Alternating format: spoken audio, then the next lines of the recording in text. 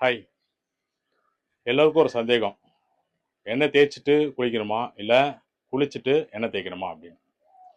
இப்ப இந்த ஜெனரேஷன்ல வர்ற பசங்க கூட தலைய அப்படியே சுளூர தேய்ச்சு, அப்படியே சூரியன்ல பார்த்தா அப்படியே என்ன கண்ணு கண்ணு கூசும். கூசுது? அந்த அளவுக்கு எண்ணெய் தேய்ச்சுட்டு வராங்க. ஆக்சுவலா எதுக்கு எண்ணெய் தேய்க்கிறோம் அப்படின்னா, முக்காவாசி இப்போ இங்க எல்லாமே தமிழ்நாட்ட பொறுத்து தேங்காய் எண்ணெய் தான் தேய்க்கிறோம் இல்லையா?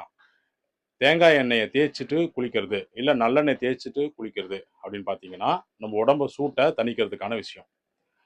குளிச்சுட்டு எண்ணெய் தேய்க்க வேண்டிய அவசியம் இல்லை. ஏன் அப்படின்னா, நம்முடைய ஒவ்வொரு முடி வேருக்கு கீழேயும் செபேசியஸ் கிளாண்ட் இருக்கு, எண்ணெய் கிடங்கு இருக்கு. ஆட்டோமேட்டிக்கா நமக்கு தேவையான எண்ணெய் அதுல செக்ரேட் ஆயிடும்.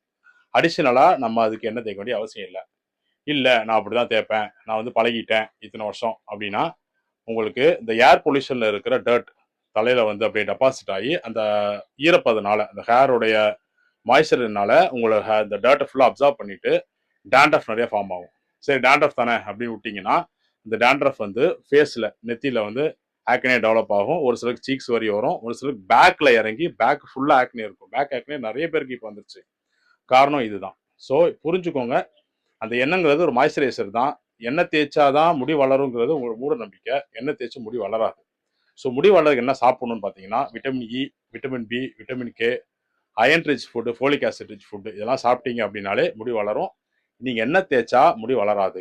இல்ல நான் வந்து நீங்க சொல்ற மாதிரி ஃபாலோ பண்றேன், ஆனா வந்து முடி வந்து எனக்கு குளிச்சதுக்கு அப்புறம் ட்ரை ஆகுது அப்படின்னா, அதுக்கு ஹேர் சீரம் அப்ளை பண்ணணும். ஹேர் ஸ்டாண்ட்ஸுக்கு மட்டும் அப்ளை பண்ணணும், ஸ்கேல்ப்புக்கு அப்ளை பண்ணக்கூடாது. தேங்க்யூ.